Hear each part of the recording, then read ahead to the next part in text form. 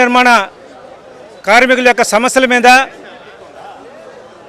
కార్మిక యూనియన్ నాయకులైనటువంటి పెంచలయ్య గారు, రమేష్ గారు ఆధ్వర్యంలో ఈరోజు మేము కలెక్టర్ని కలిసేదానికి రావడం జరిగింది.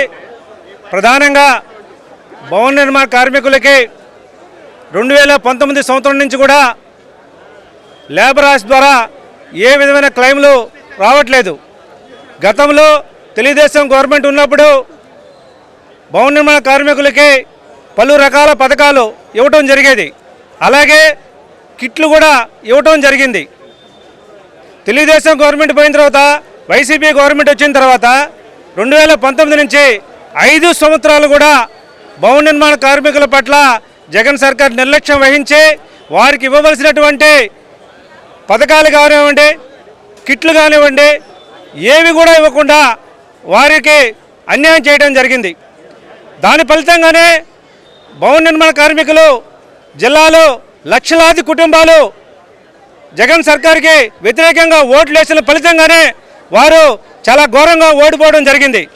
తర్వాత వచ్చినటువంటి కూటమి సర్కారు ఎలక్షన్ ముందు భవన నిర్మాణ కార్మికులందరికీ కూడా మా గవర్నమెంట్ వచ్చిన తర్వాత ఖచ్చితంగా న్యాయం చేస్తామని, పథకాలను కొనసాగిస్తామని చెప్పడం జరిగింది. దానివల్ల మేము ఈరోజు గవర్నమెంట్కి తెలియజేసే విధంగా ఈరోజు కలెక్టర్ గారి ద్వారా మేము వినతి పత్రం ఇచ్చేదానికి రావడం జరిగింది. ఎందుకంటే జిల్లాలో లక్షలాది కుటుంబాలు భవన నిర్మాణ కార్మికుల కుటుంబాలు ఉన్నాయి.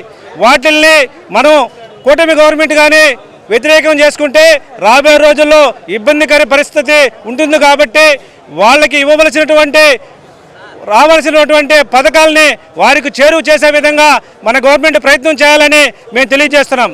ఇది ఈ కార్మికులకి వారి యొక్క ఆరోగ్య దృష్ట్యా, వారి ప్రమాదాల దృష్ట్యా గౌరవ సుప్రీంకోర్టు వారికి పథకాలను ఇవ్వమని చెప్పి భవన నిర్మాణ కార్మికుల దగ్గర సెస్ వసూలు చేసి వారి సంక్షేమం కోసం ఉపయోగించమని చెప్పి దేశవ్యాప్తంగా తెలియజేయడం జరిగింది. దానికి అనుగుణంగా ప్రతి రాష్ట్రంలో కూడా భవన నిర్మాణ కార్మికులకి వారికి అన్ని పథకాలు కూడా ఇవ్వడం జరుగుతుంది. కానీ మన గవర్నమెంట్ మన ఈ యొక్క రాష్ట్రంలో ఈ పథకాలని ఆపి ఉంచడం జరిగింది. ఇది మనకు శ్రేయస్కరం కాదు. కాబట్టి గతంలో ఉన్నటువంటి కొనసాగిస్తున్నటువంటి పథకాలను మరలా కొనసాగించే విధంగా చర్యలు తీసుకోవాలని మేము ఈరోజు భవన నిర్మాణ కార్మిక శాఖ తరఫున కోరుతున్నాం.